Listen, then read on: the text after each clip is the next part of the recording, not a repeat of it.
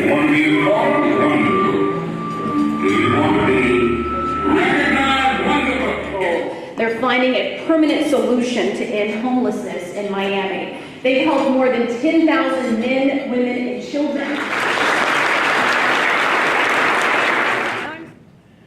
Blessed edition of Carrfour Supportive Housing on its 20th anniversary, giving shelter to the homeless, new meaning to lives, and a sense of hope to those who have yet to achieve a sustainable existence. In addition to overseeing Carrefour's current inventory of over 1,500 units of supportive housing, she has led the effort to assemble over $100 million in funding commitments to develop an additional 357 units of housing over the next 3 years.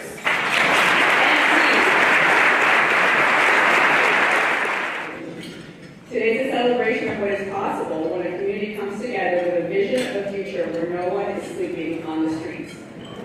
Because of you all, tonight 3,469 men, women, and children will lay their heads down on beds in their own apartments within a Carrfour community.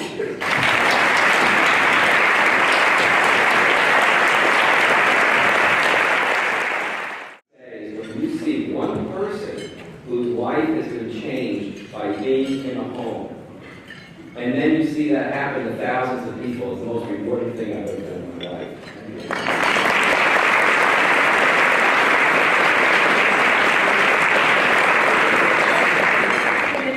When you saw a testimony on the screen, and now we want to bring some special people to the stage who are going to share their stories of how they benefited from it. So first I want to introduce Mr. Clifford Johnson.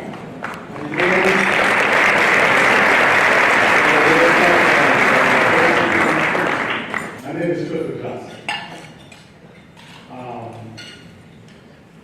First of all, let me give thanks to God and Carrfour and all the people who make ending homelessness in Miami-Dade County possible. You know, life for me wasn't easy for many years of my life because I was once homeless myself. And I lived in the streets of Miami for the period of almost 10 years in empty houses and junkyard cars, bus benches, and I slept on car benches, bus benches. I remember sometimes we did cardboard boxes. And by the grace of God, you know, He heard my cry, He heard my prayers, and I was able to get the help that I needed in the rehab center. And one of the first places that I made as a permanent house, an apartment for myself was in the Wynwood Carrfour unit in Overtown in Wynwood, in Miami. And it was a blessing for me. It was like the big on the screen. You know, I had a place for my own key to the door. My name was on the mailbox. I got a bill from Florida Farm right in my name. A water bill from Dade County was in there. And I cherish those moments that I used to go pay my light bill and my water bill. Because I was at the age of, in my early, I say mid-40s at the time. And getting back to that road of living life on life terms was a struggle for me, especially coming, you know, from a real, you know, like traumatized state after the addiction process that I had to overcome.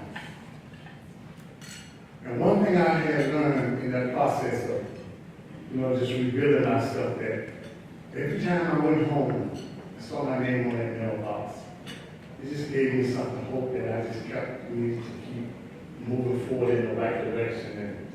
And sometimes the void would sit in, and I made a decision. I said, I need to do something extra. So I started to go and buy a bouquet of flowers from Publix, and I buy assorted flowers, and I would take my time and make a nice flower base, and I would make sure that I would put them in a position there. When I come home in the evening, that when I opened up my door, the flowers were the first thing that I saw. And I here for a couple of weeks, and I got used to doing it for myself, and the way I felt about myself kept going up and up and up. And I remember when the cashier called, she said, "Ooh, what a lucky lady you got it." She didn't know that the flowers were for me. And I kept it to myself. I kept that secret to myself. But my favorite reference to Crossroad came from a parable that I like to read often. And it was a story about a man that fell by the wayside on this road from Jerusalem to Jericho. And there was two travelers. And the first one came by and they looked upon him and passed by on the other side. And the second traveler came by and he also looked upon him and fell by on the wayside. And the third traveler came by and he poured oil and wine on his wounds. And he lined his wounds and he put them on his feet and he took him to an inn. And he paid the innkeeper money to keep him until he returned again. And for me, that was Crossroad that done for me. I was that wounded traveler. I was the one that fell by the wayside. I was the one that needed the help and the love and the compassion of the community that looked forward to helping people who are down and out and trying. And when they bounded up my wounds and poured oil and wine on my wounds and gave me a place to stay, which I called an inn, and invited me here to speak today. God bless and keep everyone who is involved in helping each other. And the parable of that story is, who is my neighbor? When I can love my neighbor as myself, then my mission on earth has been completed. Thank you for letting me speak.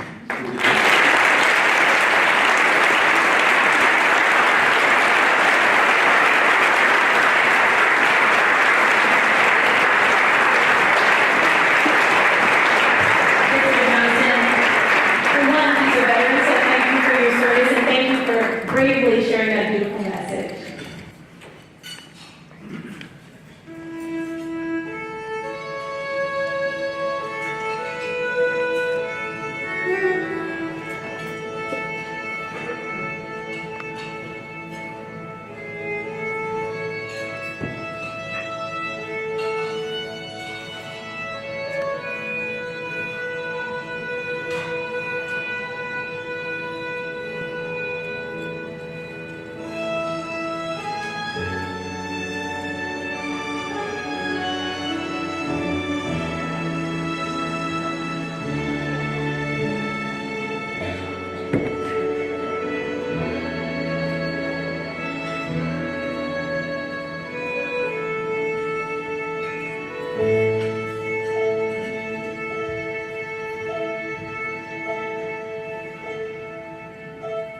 When I am down and all my soul's so weary, when troubles come and my heart burden be, then I am still and wait here in the silence until you come and sit a while with me.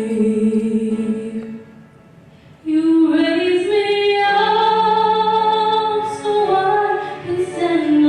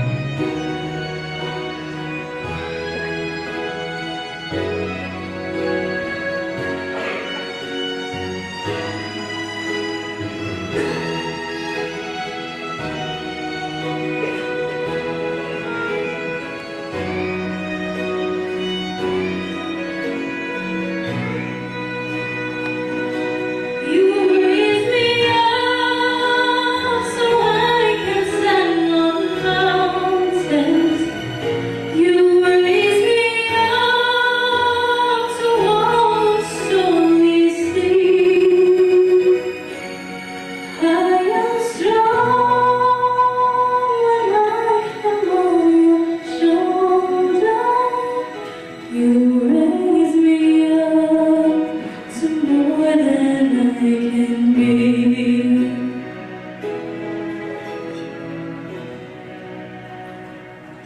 You raise me up so I can stand on mountains.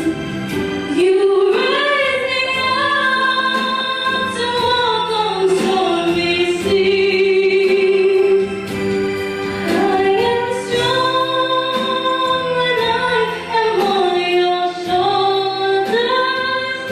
You raise me up to more than I can be. You raise me up so I can stand on mountains.